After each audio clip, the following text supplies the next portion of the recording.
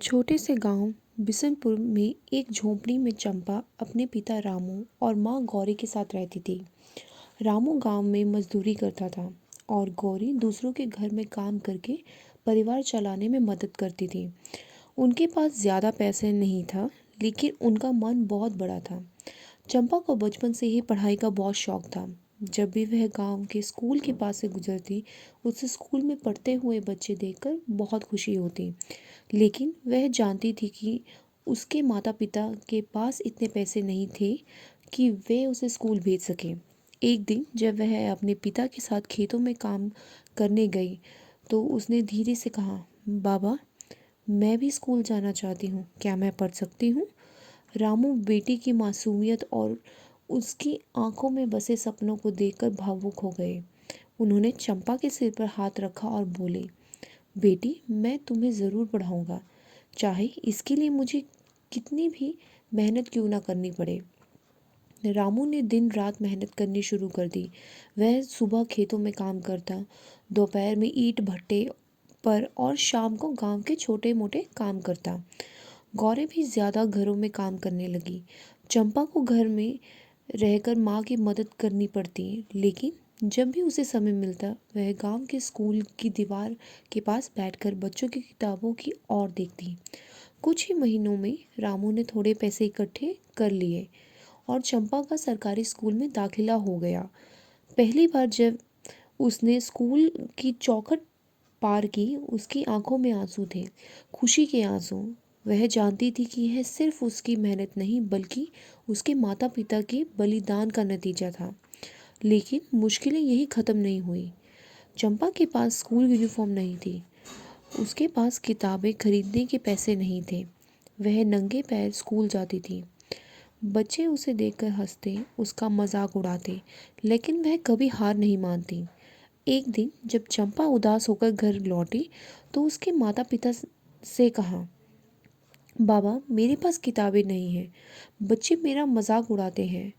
रामू ने बिना कुछ कहे अपनी पुरानी चप्पलें उठाई और गांव के बाजार में जाकर उसे बेच दिया। उस पैसों से उसने चंपा के लिए किताबें और पुरानी यूनिफॉर्म खरीदी।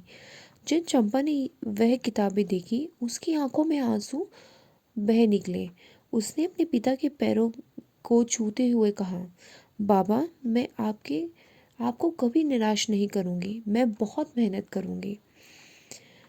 चंपा ने दिन रात पढ़ाई की, स्कूल में सबसे पहले आती और सबसे बाद में जाती। अगर कभी उसे कोई सवाल समझ नहीं आता, तो वह अपने टीचर से बार बार पूछती। रात में जब पूरा गांव सो जाता, तब भी चंपा मिट्टी के दिए की हल्की रोशनी में पढ़ाई करती। उसकी माँ उसे कई बार कहती, बेटा, अब सो जाओ, आंखें खराब हो जाएगी। लेकिन चंपा हंसकर जवाब देती, अभी नहीं अम्मा, मुझे टीचर बनना है। उसके अध्यापक भी उसकी मेहनत देखकर हैरान थे।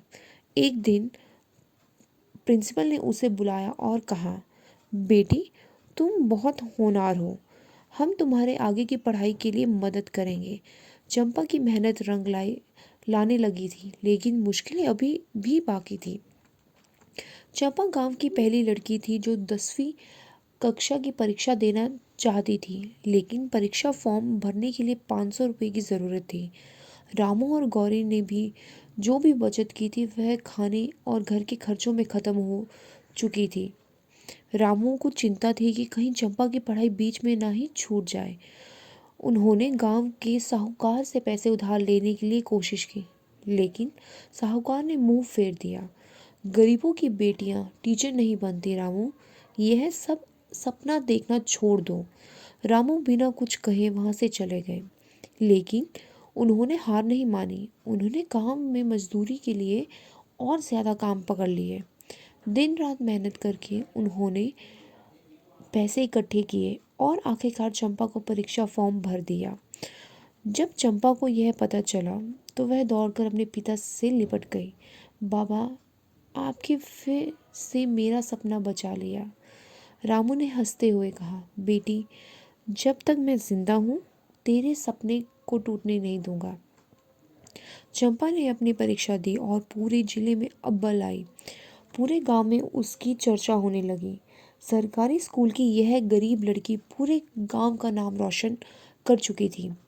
जब उसे आगे की पढ़ाई के लिए कॉलेज में जाना था, लेकिन फीस के लिए पैसे नहीं थे, इस बार गांव के लोगों ने मिलकर उसकी मदद की।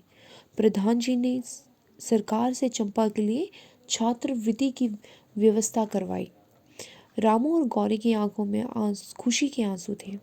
गांव के जिस साहूकार ने कभी उनका मजाक उड़ाया था, वही अब रामू के पास आकर बोले, रामू, हमें नहीं पता था कि तेरी बेटी इतनी होनहार निकलेगी। रामू ने सिर्फ मुस्कुराकर जवाब दिया, अगर मेहनत सच्ची हो तो दुनिया भी झुक जाती है। सालों की मेहनत के बाद चंपा ने अपनी पढ़ाई पूरी की और एक स्कूल में अध्यापिका बन गई। गांव में पहली बार कोई लड़की टीचर बनी थी। पहले दिन जब वह अपने गांव लौटी तो पूरा गांव उसका स्वागत करने के लिए खड़ा था। उसकी माँ गर्व से आंखों में आंसू लिए खड़ी थी और उसके पिता रामू का सीना गर्व से चौड़ा हो गया था। चंपा अपने पहले वेतन से सबसे पहले अपने पिता के लिए एक नई चप्पल खरीद कर लाई। उसने अपने हाथों से पहनाई और कहा, पापा, आपकी पुरानी चप्पलें बिकने से मेरी पढ़ाई शुरू हुई थी। अब यह नई चप्पलें पहन लीजिए, क्योंकि आपकी मेहनत की वजह से ही आज मैं यहाँ हूँ। रामू की आंखों में आंसू आ गए। उन्होंने अपनी बेटी को गले से लगाया और बोले, बेटी, तूने सिर्फ अपना ही नहीं, इस गांव की हर लड़की का सपना पूरा किया है। उस दिन पूरा गांव चंपा की सफलता का जश्न मना रहा था, लेकिन सबसे बड़ी खुशी उसके माता पिता के दिल में थी, जिन्होंने गरीबी से लड़कर अपनी बेटी को ऊंचाइयों पर पहुंचाया था। कहानी से सीख, सपने देखने का हक हर किसी को होता है, चाहे वह गरीब हो या अमीर। अगर मेहनत सच्ची हो तो हौसला बुलंद हो, तो कोई भी मुश्किल तुम्हारे रास्ते में नहीं आ सकती।